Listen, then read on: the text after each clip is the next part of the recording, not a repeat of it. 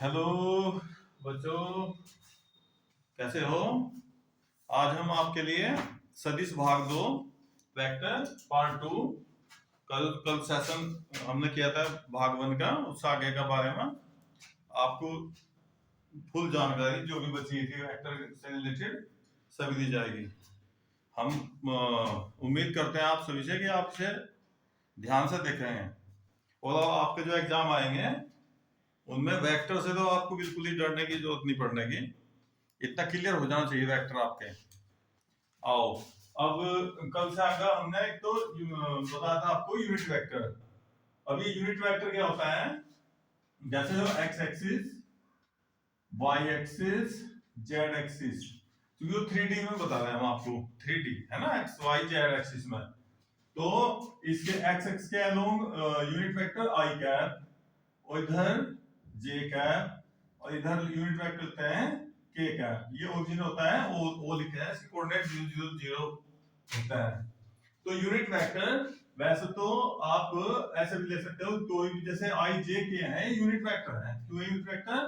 कि अगर आप यहाँ कोई पॉइंट ले लें ए, यहाँ ले पॉइंट बी, यहाँ ले पॉइंट सी, तो इस वन के ए के कोऑर्डिनेट, चूंकि एक्स एक्सिस में यहाँ से ए का कोऑर्डिनेट जो होगा 1 0 0, एक्स एक्सिस में तो y होने का, ना ही z होने का।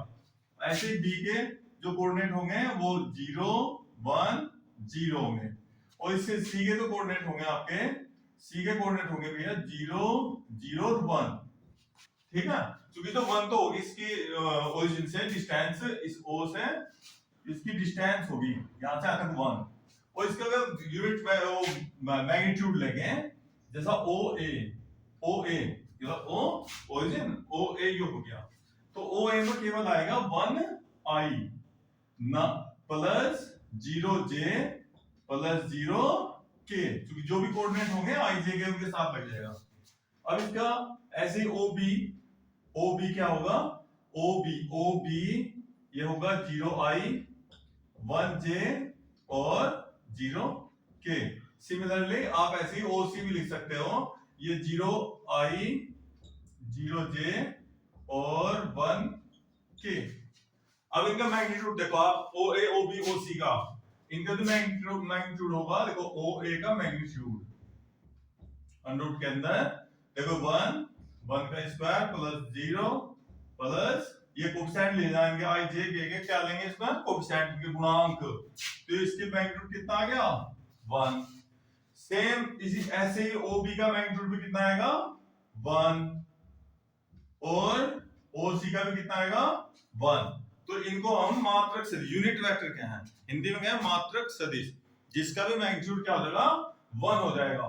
तो इसी प्रकार इसका यूनिट वेक्टर ओए अगर एक्स एक्सिस डायरेक्शन में इसे क्या ले लेंगे?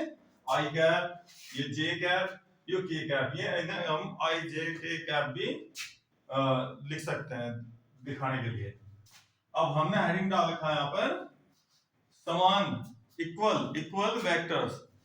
अब दो वेक्टर इक्वल होंगे, ये नहीं कि भाई देखो एक वेक्टर हो गया आपका ए और एक वेक्टर हो गया बी।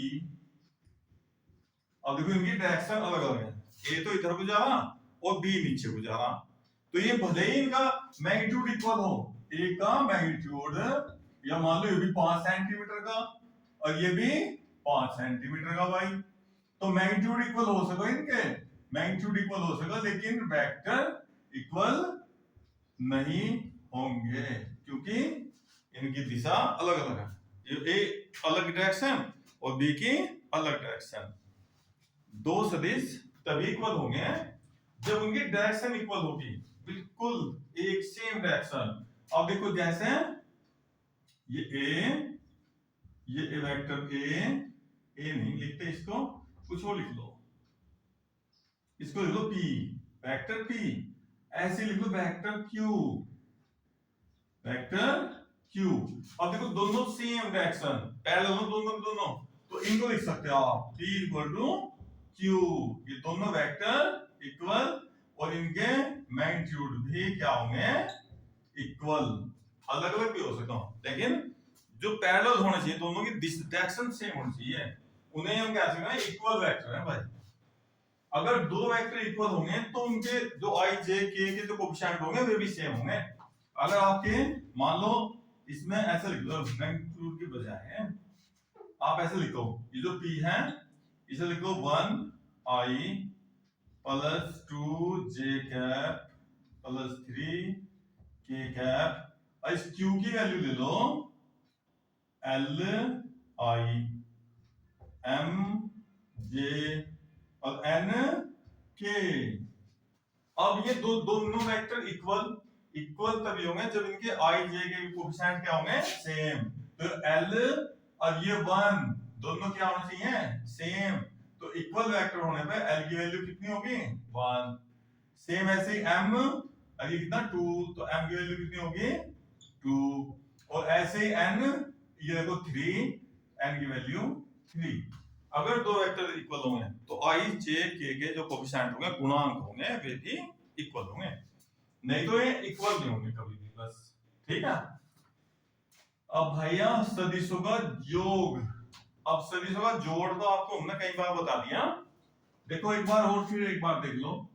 ये मान लो वेक्टर आपने ये वेक्टर कोई आपका वेक्टर ए, ये कोई वेक्टर एक ही पॉइंट से एक ही पॉइंट पर लग रहे हैं साथ साथ। ये वेक्टर मान लो सी है भाई इधर, एक वो और मान लो डी मान लो, ये ए बी सी डी है। अब इनका आपको सम करना है तो ये वेक्टर का सम करना मेथड हो जैसा ए आपने ए पहले ए पर ए से स्टार्ट कर दें, जो भी डायरेक्शन ए की वही डायरेक्शन में जाना आपको। ये ए हो गया आपका, जो भी मैग्नीट्यूड होगा उतना ही लेना। ये वेक्टर ए हो गया। अब वेक्टर बी देखो, वेक्टर बी यहां से इधर को जाएगा तो आप यहां से जहां इसका तीर का एरो का निशान है वहां से बी की डायरेक्शन में सेम, ये देखो बी हो गया। अब देखो फिर सी की डायरेक्शन देखो, बी और सी के बीच में ना एंगल देख लियो यार भैया, एंगल देख लियो आप। मान लो थीटा 1 थीटा 2 ये थीटा 3, ये एंगल देख लो आप। तो ये एंगल की बाहर से एंगल बनते हैं बता दूं मैं आपको, यहां से एंगल बना जाएगा इधर देखो, ये थीटा 1 एंगल होगा। बी अंदर लिख दो, ये बी वेक्टर यहां लिख दें और यहां लिख दो थीटा 1। अब देखो ये बी की डायरेक्शन सीधा, अब बी और सी के बीच में जो भी एंगल थीटा 2, तो जितना भी एंगल होगा उतने ही नाप लो सेम डायरेक्शन में बिल्कुल एकदम सी की डायरेक्शन में। ये एंगल यहां बाहर बनेगा थीटा 2, ये हो गया वेक्टर सी।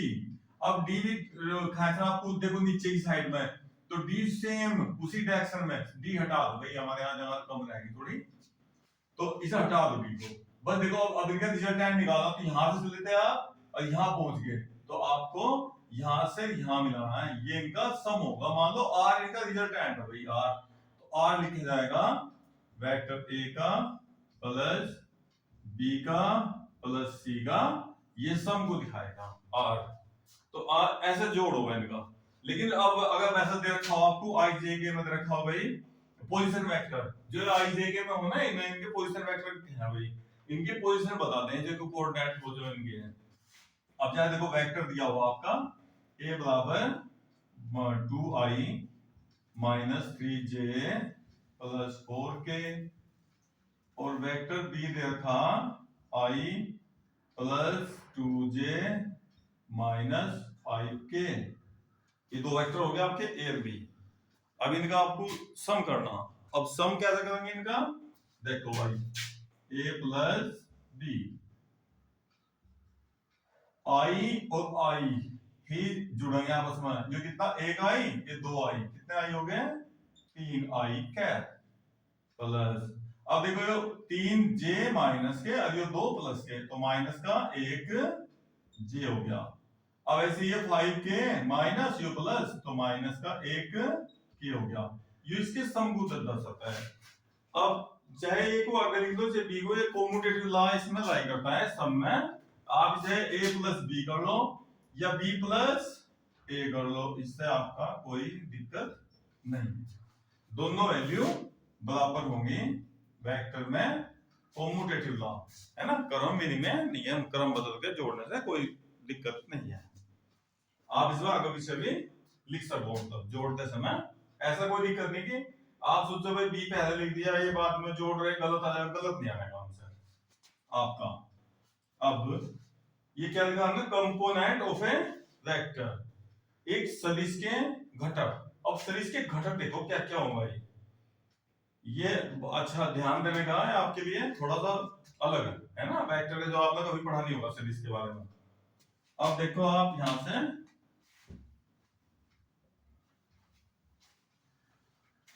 इसमें वो बना लो, एक तो अपना 3D फिगर ही बनाना, जैसा कमरे में होता है ना, एक फूट पे किनारे में देखो, एक X axis, Y axis, Z axis. अब यहां से ऐसे करो ये, फिर ऐसे एक स्क्वायर और बनना नीचे,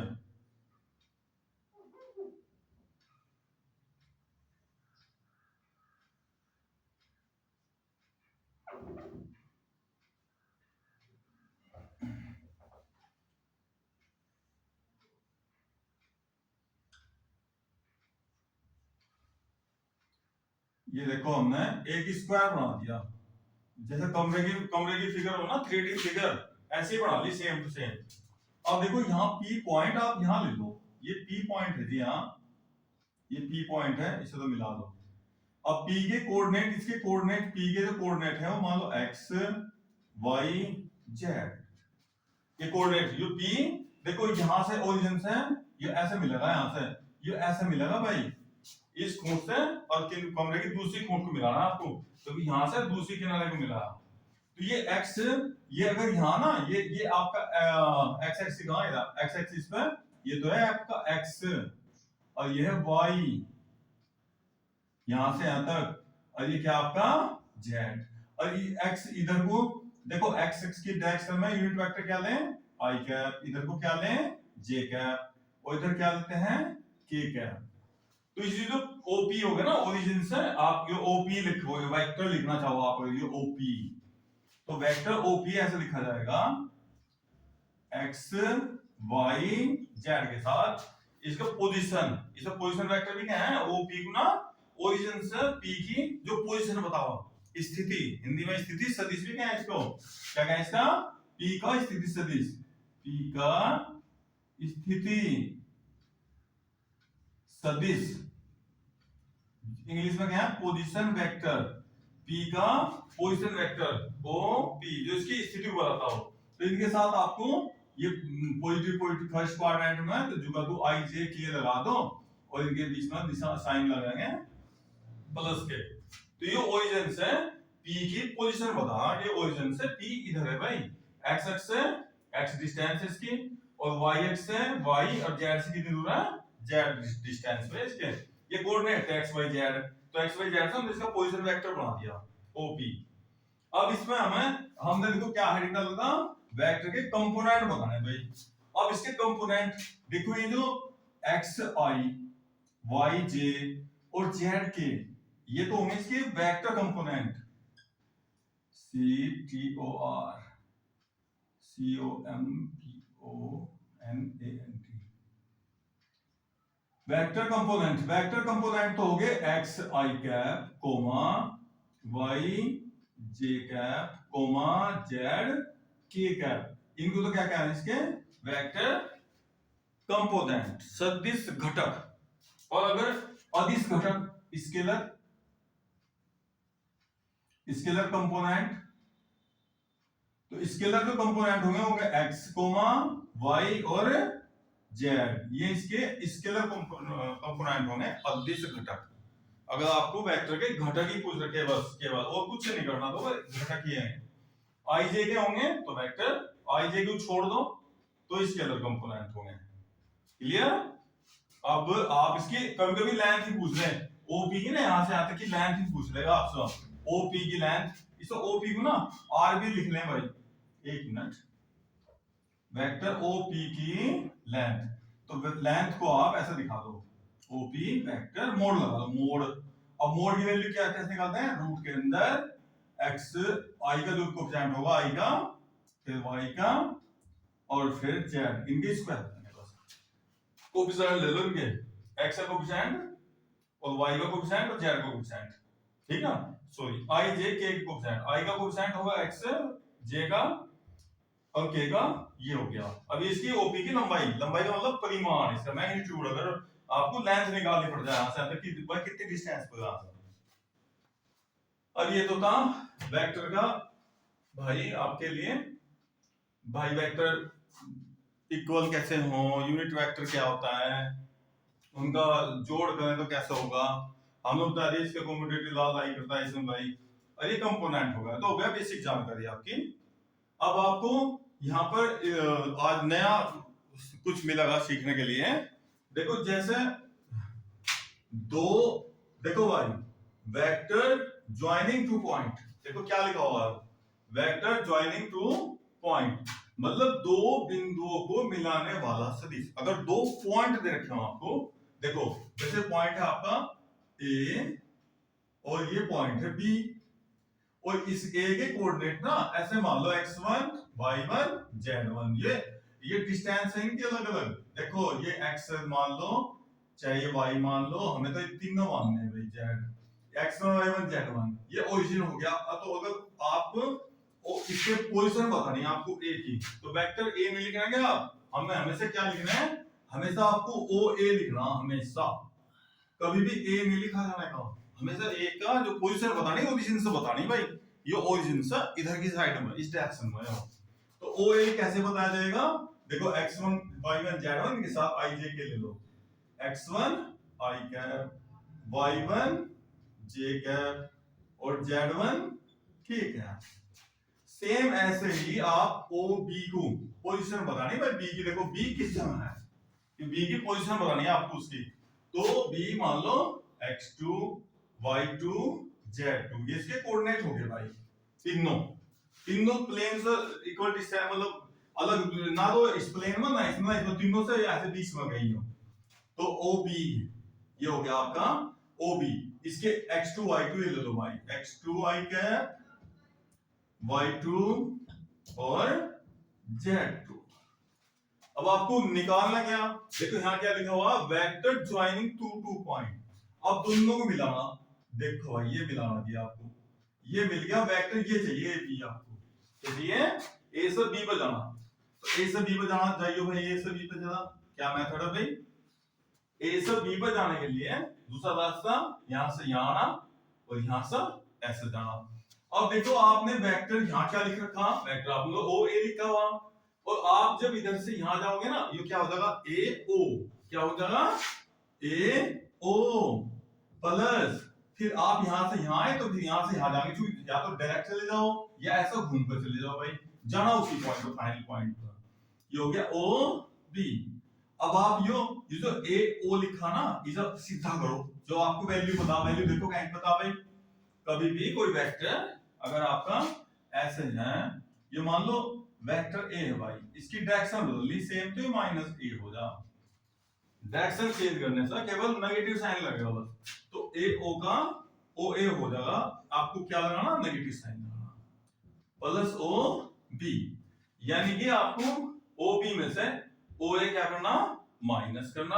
तो अब डायरेक्ट वैल्यू लिखूंगा भाई, देखो इसकी, देखो ओ बी में से ओ ए घटाना भाई, इसमें से इसे घटाओ तो क्या हो जाएगा x2 माइनस x1, घटाना भाई, y2 में से y1 घटाना, y2 माइनस y1, और ये हो गया z2 माइनस z1।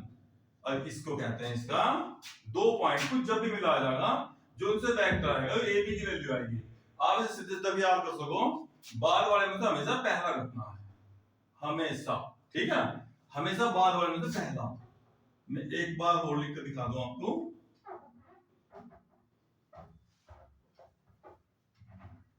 देखो मान लो पी क्यू निकालना पड़ता है आपको ऐसे ही, तो आप क्या करेंगे, सीधा इस चीज से पहले लिखो ओ क्यू और फिर minus O P, direct formula बन गया आपके लिए कि कभी भी आपको जब पी क्यू निकालना तो बाद वाले में तो पहला घटा दो, आप वही वैल्यू आएगी तो आप ऐसा फिगर बना कर निकाल दोगे इसकी।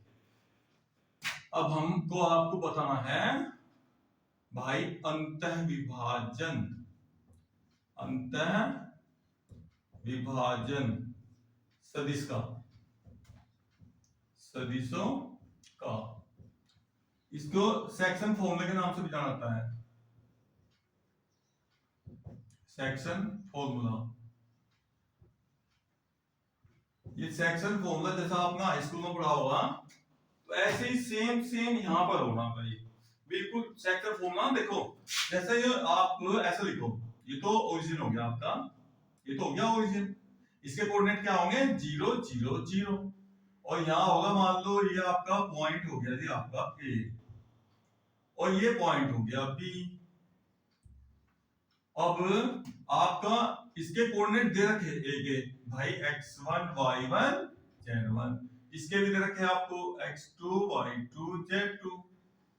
अब आपको इनके बीच में निकालना है तीसरा वेक्टर, यहाँ वेक्टर निकालना तीसरा, और पता नहीं एक साइड में बीच में नहीं है, सेंटर में नहीं है भाई इनके, ये जो सेक्शन तोड़ रहा इस अनुपात में रेशो में तोड़ रहा है ऐसे हो, मान लो p मान लो, चलो जिससे कैसे रेशो में तोड़ रहा m रेशो n। आपको ये निकालना OP, क्या फाइंड करना OP, और ये इसे रेशो में तोड़ रहा m रेशो n में तोड़ रहा, तो इसका सीधा फॉर्मूला वैसे भी निकाल सको आप ऐसे जोड़ घटा कर कभी, लेकिन आप डायरेक्ट फॉर्मूला, क्या फॉर्मूला डायरेक्ट भैया। अब देखो जैसे m है रेशो, m को लेना है इसके साथ, इस वाले के साथ, वो फिगर से देख लेना फिगर बनाओगे, ये रेशो इसके साथ लेना है m OB, OB जो भी वेक्टर बनता होगा आपका इस वजह से घटा का है ना, तो m OB वेक्टर प्लस ये इसके साथ ये वेक्टर लेना है आपको OA, जो भी रेशो रखा हो, और नीचे आपको में क्या ना m प्लस n, जो भी रेशो रखा हो। देखो दो वेक्टर के बीच में ना कोई भी रेशो में तोड़ रहा हो, तीसरा वेक्टर आराम से निकल जाएगा आपका, कभी भी अगर रेशो पूछ ले। अब आपने देखा होगा हाई स्कूल में कि ये कभी कभी ना यहाँ भी काट दे और ये बाहर से भी काट दे, उसमें ना उसमें बाह्य विभाजन क्या है, क्या है बाह्य विभाजन, ये तो क्या अंतर विभाजन। अब यही पॉइंट अगर भैया ऐसा होता, बताओ ये तो हो गया आपका ए, ये हो गया बी, ये हो गया ओ, ओ ए, ओ बी, और ये पी बाहर आ गया, यहां आ गया पी भाई इस बार बाहर, इसे बाह्य विभाजन क्या है, इसे इंटीरियर और उसे क्या एक्सटीरियर, ठीक है, उसे क्या एक्सटीरियर, इसे ये बाहर की तरफ से काट रहा, देखो बाहर की तरफ से कटने का मतलब हो गया भाई, देखो ए से, देखो a से p की वैल्यू कितनी m, a से p की वैल्यू ये रेशो कितना m, और ये रेशो कितना है, इससे देखो भाई बताइए बाहर जा लिया, लेकिन p का रेशो कितना n, देखो b से कितनी डिस्टेंस है इसकी n, और a से कितनी m, ये अंदर से यहां बाहर जा लिया। अब आपने ये बताना भैया p OP निकालना, ये गिवन ना आपको a और b, इसके कोऑर्डिनेट्स तो दे रखे, तो वेक्टर आ जाएंगे ऐसा आपके आराम से भाई, ये तो दोनों वेक्टर जैसा OA, तो वेक्टर लिखना आपको, तो कोऑर्डिनेट से लिखे था भाई आराम से, ओ x1 y1 z1, तो x1 y1 z1, ये तो OA हो गया। ऐसे ही आपको ना OB लिखना पड़ जाएगा, तो ओरिजिन देखो OA का मतलब ओरिजिन से बताना इसकी पोजीशन, देखिए इस डायरेक्शन में या इस डायरेक्शन में हमेशा, ऐसे इसका होगा x2 y2 z2, ये तो है आपके पास, लेकिन आपको ये निकालना, अब तो OP निकालना भैया, अब बाहर की तरफ निकालना, ये P की बजाय आप किसी कुछ और भी लिख सकते हो, कभी कंफ्यूज हो R लिख लो भाई, तो OR, ये क्या हो गया बाह्य एक्सटीरियर, बाह्य विभाजन जो बाहर की तरफ से कट कर रहा, तो आपको कोई टेंशन नहीं लेना, क्या बस जहां जहां प्लस साइन थे वहां साइन करना बस, M देखो भाई इसके साथ हमेशा ये वाला लेना दूसरा वाला, और इसके रेशो के साथ ये वाला वेक्टर लेना दूसरा, तो M OB vector plus N OA, और नीचे M प्लस N, लेकिन ये अब एक्सटीरियर एंगल का लिखे, एक्सटीरियर मतलब आप बाहर वाला सेक्शन फॉर्मूला लिखे बाहर वाला, तो प्लस की बजाय क्या करना केवल माइनस, इतना डिस्टेंस करना बस, इसमें जहां प्लस साइन थे इसमें यहां माइनस साइन लगाना है बस, नेगेटिव साइन, तो आप एक्सटीरियर बाहर की तरफ से इसका वो आ जाएगा विभाजन का फॉर्मूला, ठीक है वेक्टर होगा। अब देखो आप यहां देखा होगा अपना m से ना, देखो m तो वो हो गया, इस पर वेक्टर नहीं है, स्केलर और होगा वेक्टर, अब इनकी मल्टीप्लाई तो आपको आती नहीं अभी भाई, तो हमने ऐड डाल, देखो एक वेक्टर का, देखो एक सदिश का अदिश अदिश मतलब 1 2 3 4 5 से कुछ भी से गुणन। देखो यहाँ जरूरत पड़ी ना इसकी, आपको जरूरत पड़ेगी एमएनक्यू वेक्टर में मल्टीप्लाई करनी पड़ेगी। देखो product of A vector and a scalar, ठीक है, एंड ए स्केलर। अब वो कैसे होगा भाई वेक्टर की स्केलर से? देखो मान लो ए, हम वैसे ही एग्जांपल करके दिखाएंगे आपको। ए 2i 3j 4k, कुछ भी प्लस माइनस हो सकेगा भाई। अब आपको देखो 2 से मल्टीप्लाई करनी, तो 2 से डायरेक्ट मल्टीप्लाई हो जाएगी, देखो इसमें, ठीक है। अब देखो 2 से मल्टीप्लाई करो, 2 टू जा 4, और फिर से मल्टीप्लाई करेंगे 6, और ये हो गया 8। साइन सब जैसे है ऐसे ही साइन लग जाएंगे। देखो ये हो गया आपका, इसमें स्केलर से मल्टीप्लाई, डायरेक्ट मल्टीप्लाई करने कुछ दिक्कत नहीं है इसमें। किसी भी वेक्टर में स्केलर से मल्टीप्लाई आप ऐसे कर सकते हो।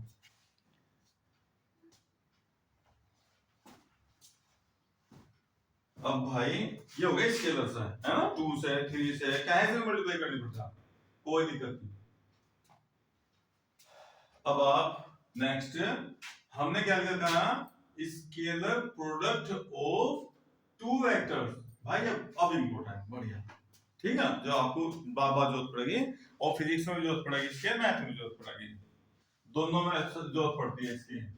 देखो scalar product of two vector, देखो सदिशों का अदिश गुणन, मतलब दो वेक्टर की मल्टीप्लाई करने से वेक्टर नाम है स्केलर आ जा। वो ये देखो आप, जैसा भाई ये ए हो गया, एक मिनट पहले मैं आपको बता थोड़ा, मल्टीप्लाई ये आई वेक्टर, एक मिनट, जैसे सदिश गुणन, मान लो आप लेट एक वेक्टर ए आपके पास और एक वेक्टर क्या है, बी है, ये दो वेक्टर है, तो इनका स्केलर प्रोडक्ट क्या होगा? देखो स्केलर प्रोडक्ट होगा ए डॉट बी। तो स्केलर प्रोडक्ट को कैसे डिनोट करते हैं आप? डॉट से। इसको डॉट कहें भाई, डॉट, हिंदी इंग्लिश जैसा चाहे ऐसा लिख लो, डॉट, ठीक है। अपने तरीके से नहीं भाई, कुछ भी गुणा का निशान लगा दो, कोई कुछ कहें का निशान लगा देगा। जब भी आप स्केलर प्रोडक्ट कर रहे होंगे तो एक तो से डिनोट करेंगे डॉट से आप। अब डॉट से कैसे मल्टीप्लाई करेंगे भाई, ये देखो, जैसा I cap dot I cap is equal to क्या होता है, 1, जे डॉट जे कैप 1, और के डॉट के कैप इज इक्वल टू 1। लेकिन अगर आप कभी आई डॉट जे या जे डॉट के या के डॉट आई कर दोगे तो इसकी वैल्यू क्या लगे, 0। बस ये आप ध्यान से देखना, आपको जब भी हम किसी और के साथ डॉट कर देंगे, आई की डॉट जे में करोगे या जे की के में, के की आई में कर दोगे तो उसकी वैल्यू 0 हो जाएगी। केवल I dot I, J dot J, के डॉट के ही क्या होगा, 1 होगा, इनकी वैल्यू आई बस केवल। अब डॉट में यही समझना है आपको, ध्यान से देखो।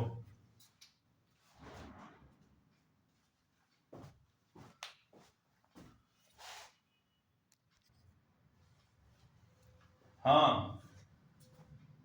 भाई देखो क्या बात, ये तो आपने देख लिया आई डॉट जे डॉट के, ये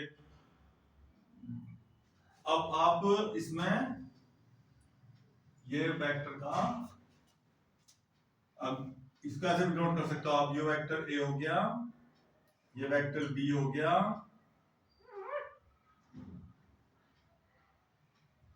और ये इनके बीच में एंगल हो गया। अगर ए और वेक्टर बी, उनके बीच में एंगल कितना, थीटा, तो भी हम इसका स्केलर प्रोडक्ट, देखो भाई स्केलर प्रोडक्ट कैसे करेंगे, A dot B is equal to A का मैग्नीट्यूड और बी का मैग्नीट्यूड और कोस थीटा, ये भी आप लिख सकते हो। ये कोस क्या है, बीच का एंगल, और ये ए का मैग्नीट्यूड बी का मैग्नीट्यूड, वेक्टर ये तो हो गया आपका, ये जानो आप इसे ए डॉट बी और बराबर ए बी कोस थीटा। ये एंगल भी निकल सकता है इनके बीच का, अगर एंगल चाहोगे ना एंगल निकल जाएगा आप इनके बीच का। तो डॉट, अब डॉट में आपको डॉट सिखाऊं भाई, ए डॉट बी। अब देखो भाई एग्जांपल ले लो आप कोई भी, vector A 2i minus 3j plus 4k, vector B i minus j 2k। अब आप देखो ए डॉट बी करना, अब डॉट करने से देखो, डॉट मल्टीप्लाई करने से वो इधर यहाँ ना आई जे के नहीं आने के। जब आई जे के नहीं आने के तो आप समझ जाएंगे भाई ये तो स्केलर होगी भाई, क्योंकि आई जे के जिसमें नहीं होते वो कैसा हो, स्केलर। वेक्टर नहीं होता वो कभी भी भाई। अब देखो जब आप 2i minus 3j 4k dot आ जाओ भैया i j 2k। अब देखो डॉट, जब आप ब्रैकेट के आपस में मल्टीप्लाई करते हो ना, ब्रैकेट की मल्टीप्लाई कैसे करोगे, इसे लेके चलोगे, इसमें मल्टीप्लाई करोगे, इसमें भी, इसमें भी। लेकिन यहाँ i की i में मल्टीप्लाई करनी बस, क्योंकि i डॉट i क्या हो गया, i डॉट i 1 और i डॉट j, ये डॉट है इसमें कितना आ गया 0।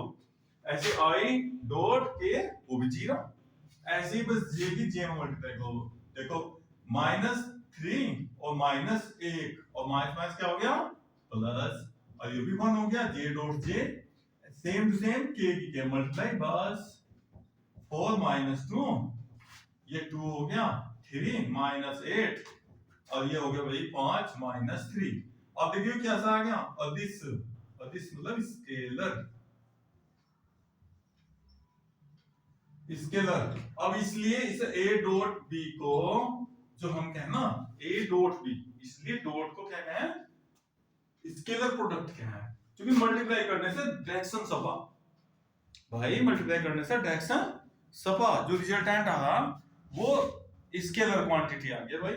देखो ये हो गया स्केलर क्वांटिटी, तो इसे कहें हम scalar product of two vectors. अब सेम ऐसे ही आज आप अब देखेंगे नंबर 9 वेक्टर प्रोडक्ट।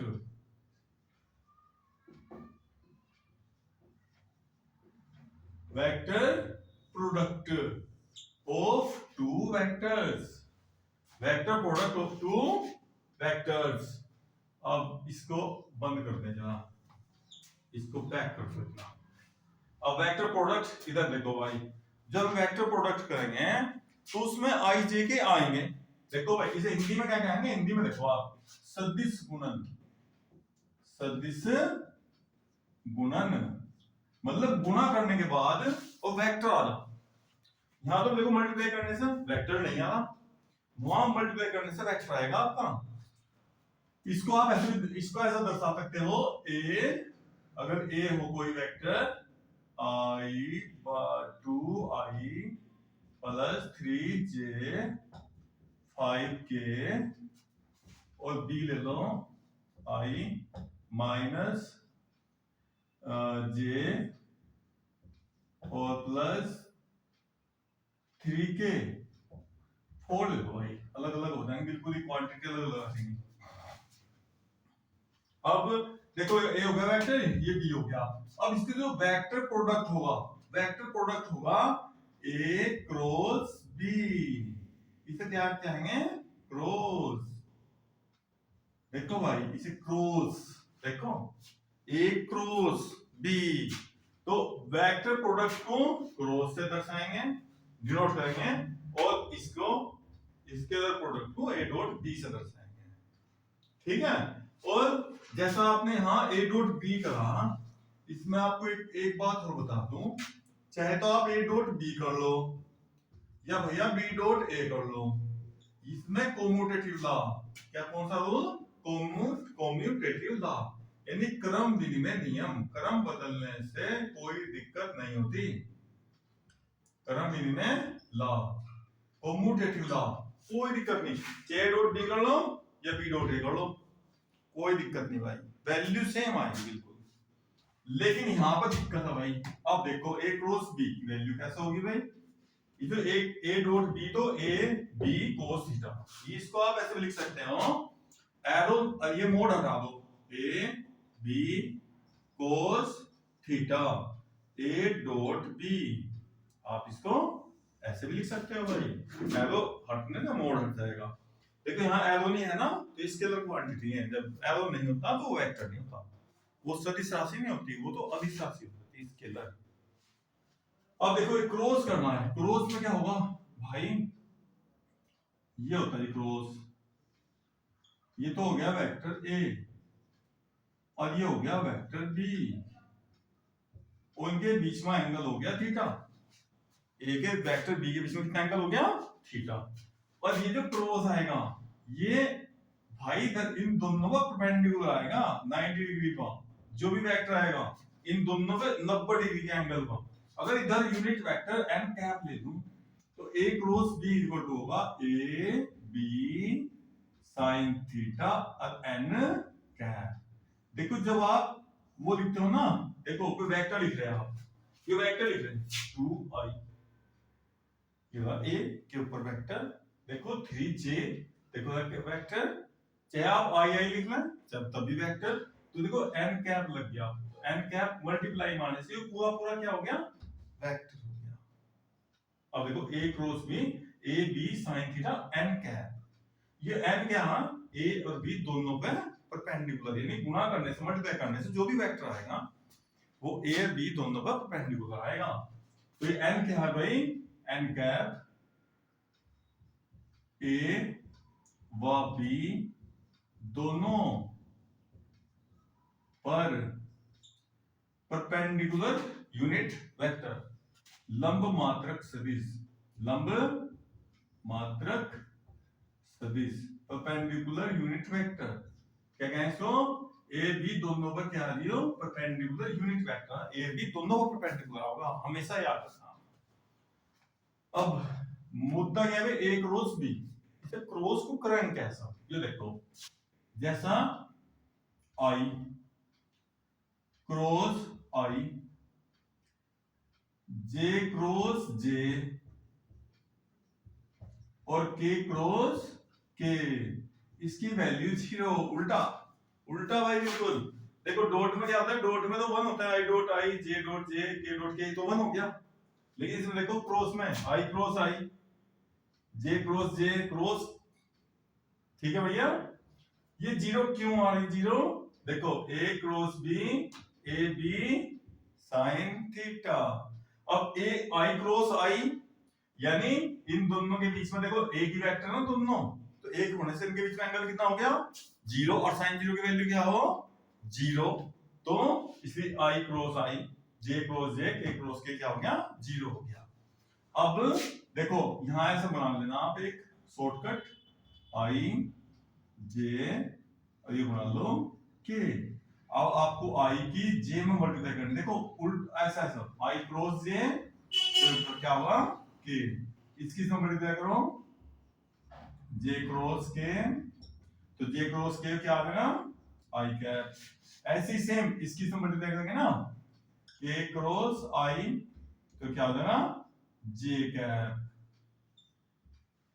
लेकिन अगर ना उल्टा बदल दो आप, उल्टा मतलब जैसे ये था आपका आई क्रॉस के, यानी आप इधर से इधर को चल दिए, अब इधर को चलने से माइनस आ जाएगा भाई, माइनस जे कैप, ये आप नोट करेंगे भैया, इसे नोट कर लेना, जब भी आप डायरेक्शन चेंज करेंगे तभी नेगेटिव साइन आ जाएगा। इसीलिए जैसे आप लिखा कम्यूटेटिव लॉ हो जाए ना इसमें A dot B B dot A कर तो कोई दिक्कत नहीं है भाई, लेकिन यहाँ ऐसे नहीं होने का, यहाँ आप अगर आपने ए क्रॉस बी निकाल दिया और आप लिख दिया आपने बी क्रॉस ए, तो अपना आप समझ जाओ साइन कहेगा ना भाई नेगेटिव साइन साथ में आ जाएगा।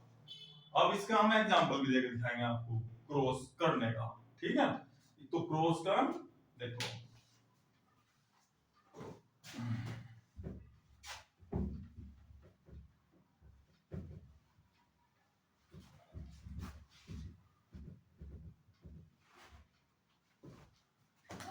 अब देखो भाई क्रॉस करना का बिल्कुल सिंपल मैथड है, कोई दिक्कत नहीं है।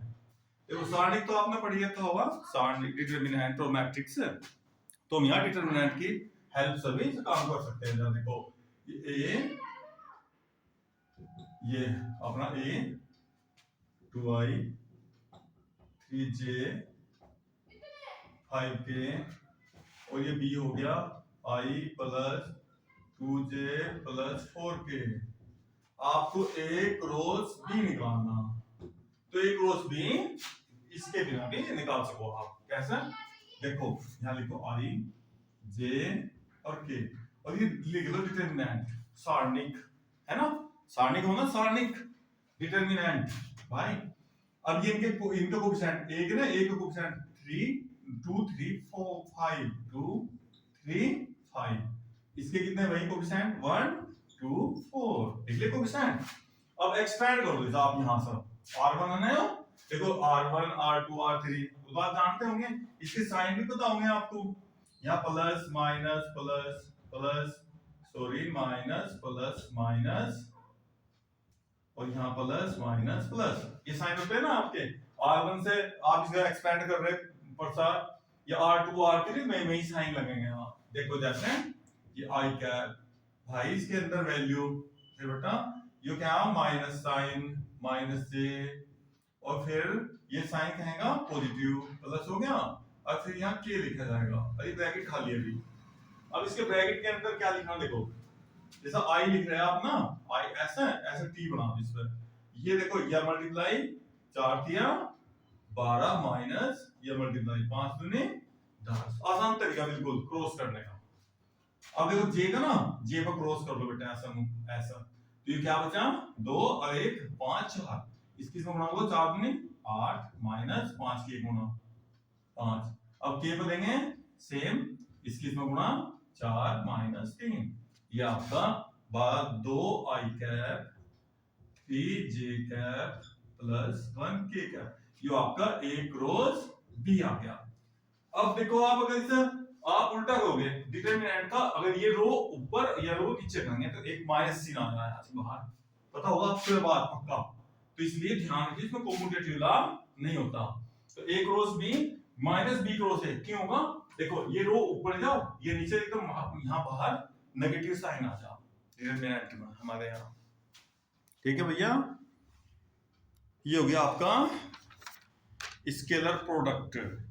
लेकिन ये जो वेक्टर आया, ये देखो ये जो वेक्टर आया, ये वेक्टर मान लो c आया, क्या आया वेक्टर c, तो ये जो वेक्टर c होगा भैया वो a और b दोनों पर परपेंडिकुलर होगा। ये ध्यान रखने वाली बात है आपके लिए। क्या होगा, ये जो वेक्टर c है ये a वेक्टर a व b दोनों पर परपेंडिकुलर है, दोनों पर परपेंडिकुलर है। ध्यान रखना भाई, नोट इसे, जो भी वेक्टर c आएगा ये दोनों पर, देखो प्रोडक्ट करिए आपने मल्टीप्लाई करें और i j के आगे, तो इसलिए क्या कहेंगे इसको वेक्टर प्रोडक्ट। और i j के भाग जा तो फिर क्या कहेंगे स्केलर प्रोडक्ट। देखो यहाँ वेक्टर है ही नहीं। ठीक है भैया, तो आप इस वीडियो से ज्यादा से ज्यादा लाभ उठाएं और भैया कोई भी दिक्कत हो प्रॉब्लम हो तो हमें बताओ, हम आपकी दिक्कत दूर करेंगे। और वीडियो अच्छी लगे तो इसे लाइक और शेयर जरूर करें, इससे सबका भला हो जाए भाई। बहुत ऐसे बच्चे होंगे जो गरीब होंगे, ट्यूशन का भी उनके पास कोई साधन नहीं होगा, व्यवस्था नहीं होगी, तो वो भी बेचारे अपना जीवन में सफलता प्राप्त कर लेंगे इसे देखकर। अच्छा भैया, ओके।